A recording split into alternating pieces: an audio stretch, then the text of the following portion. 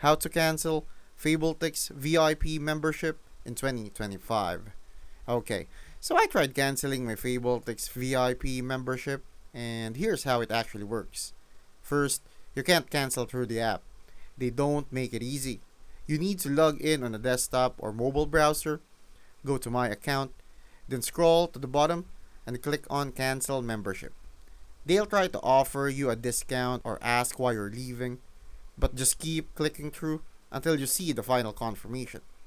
Alternatively, you can also call the customer service or use the live chat, which is often faster. Just be firm, say you want to cancel, and they'll process it right away.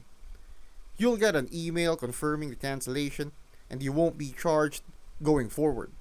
Just make sure to do it before the 5th of the month to avoid the next billing cycle. Once it's done, your account switches to a regular shopper and you can still use any unused credits.